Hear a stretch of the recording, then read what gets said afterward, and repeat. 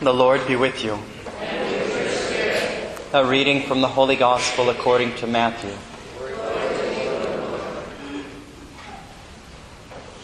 The book of the genealogy of Jesus Christ, the son of David, the son of Abraham. Abraham became the father of Isaac, Isaac the father of Jacob, Jacob the father of Judah and his brothers. Judah became the father of Perez and Zerah, whose mother was Tamar. Perez became the father of Hezron, Hezron the father of Ram, Ram the father of Amminadab, Amminadab became the father of Nahshon, Nahshon the father of Salmon, Salmon the father of Boaz, whose mother was Rahab. Boaz became the father of Obed, whose mother was Ruth. Obed became the father of Jesse, Jesse the father of David the king.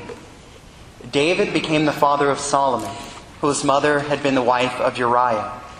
Solomon became the father of Rehoboam, Rehoboam the father of Abijah, Abijah the father of Asaph. Asaph became the father of Jehoshaphat. Jehoshaphat became the father of Joram, Joram the father of Uzziah.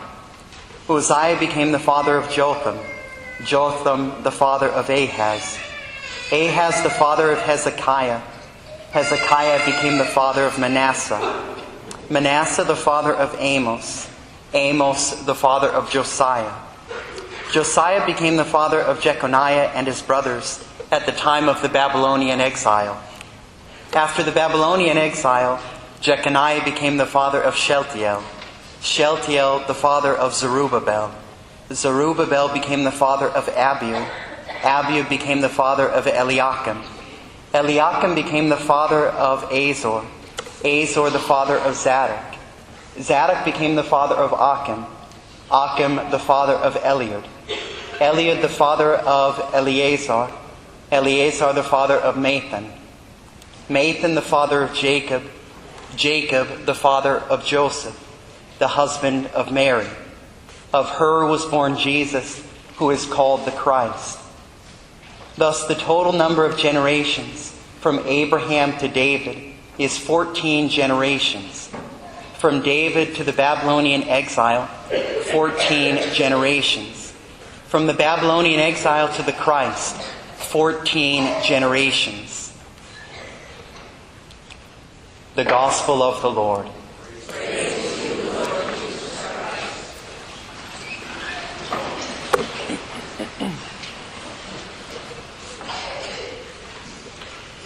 Students, for how many of you is that your favorite gospel reading? Okay, a few. Okay, sure. Okay. So I remember when I was growing up and I would hear that, I thought this is the most boring reading. Right? You just stand there and it lists all these names one after another. And then all of a sudden, in recent years, I found, oh my gosh, this reading is so full of amazing things. Students, how many sevens did we hear about? Let me ask you this way. So the number of perfection for the Jewish people was 7. Because God created the world in 6 days. So 7, the day of rest, is the fullness. It's the completion of everything. So 7 was a special number for them. How many generations from Abraham to David? Toby? How many generations from Abraham to David?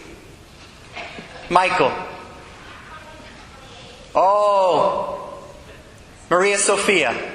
14 generations. Now, is 3rd grade doing multiplication? What grade is doing multiplication? 3rd grade. Okay, 3rd grade. How many 7s are in 14? Coco? 2, that's right. 7 times 2 equals 14. Now, so from Abraham to David, 14 generations. But it goes on.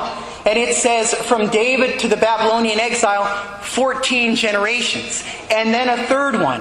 From the Babylonian exile to Christ, 14 generations. Now, 3rd grade, this might be too much, I'm not sure.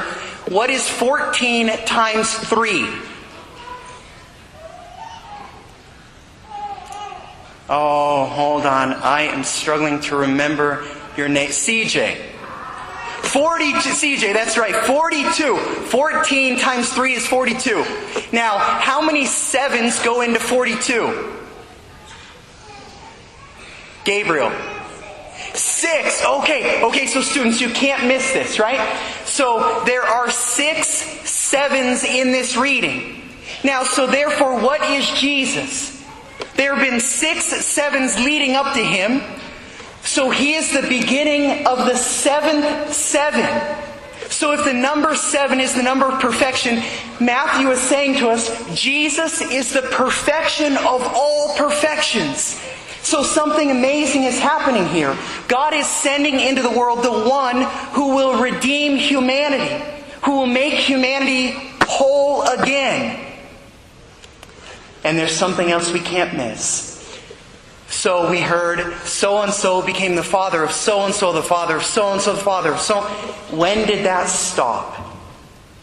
When did we stop hearing, so-and-so became the father of so-and-so? Andrew? At Joseph. And what changed with Joseph? It did not say Joseph became the father of Jesus. It said Joseph became the husband of Mary, of whom was born the Christ. So students, what is the source of the new beginning? And who will always be the source of the new beginning? And Matthew, the Gospel of Matthew, the author wants all of us to know from that moment, the Blessed Virgin Mary is the one from whom all things are made new. And so when we read the lives of the saints, and I was going through so many saints in my mind, but just to focus on one of the great lovers of Our Lady in this last century, St. Maximilian Kolbe, every single thing that he did in his life, do you know how he started it? He would say, Mother Mary, I give this to you. Mother Mary, I consecrate this project to you because I want your Son to be at the heart of it. I want you to be at the beginning. Every holy person I know, whether a priest, a religious, a sister, a lay person, do you know what the turning point in their life was? When they gave their life to Our Lady. And she brought about a new beginning in their life. Why, after every Mass that we celebrate together, do we make a consecration to our Blessed Mother Mary? So that every day we will be made new for her Son.